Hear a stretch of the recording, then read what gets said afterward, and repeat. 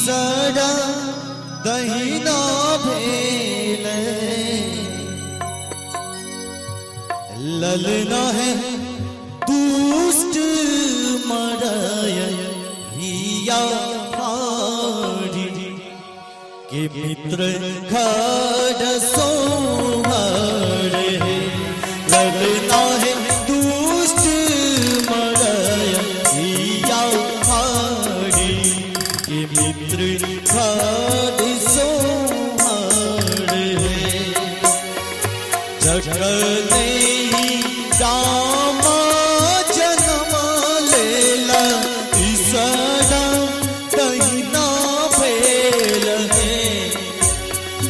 जगने रामा जन्म लेला ईसरा दहिना भेल आई है दुष्ट मरय हिया हारी मित्र घर सोहर आई है दुष्ट मरय हिया हारी मित्र घर सोहर।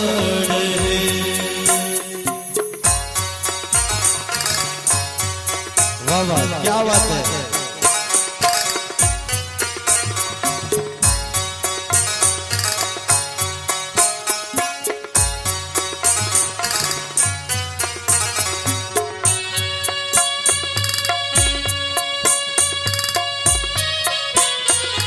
क्या बात है, बहुत अच्छा।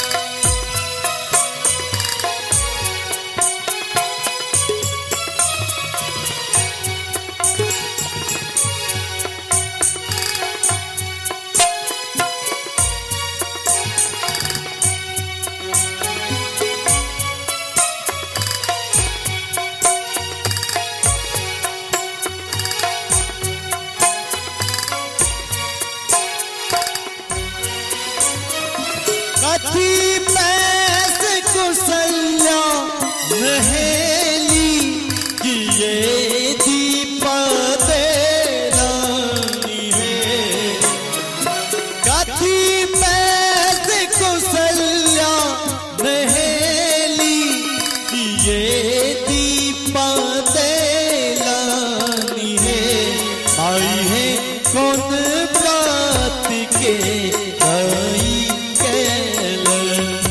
पुत्र फल पाले आई है दुष्ट मरय हिया हारी के मित्र घर सोहर।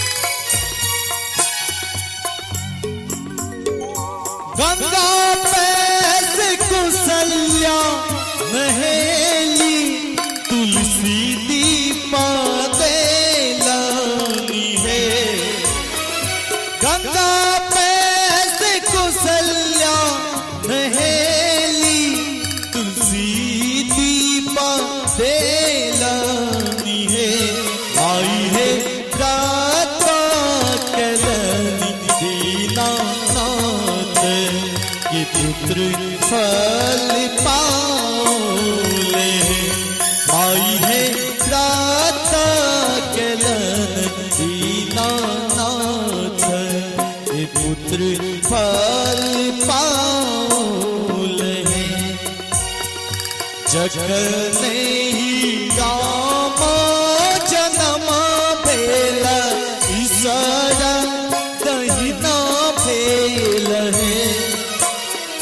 जखने ही राम जन्म भेल ईश्वर दहिना भेल है।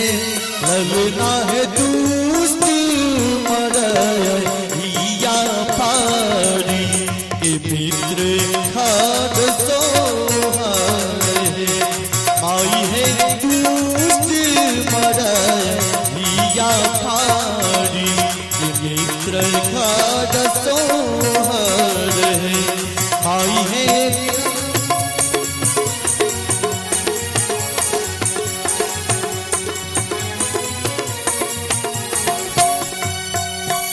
जय मिथिला जय मैथिली कार्यक्रम जो नीक लगल है तो सब गोटे थपड़ी बजा के आशीर्वाद दे। हर हर महादेव।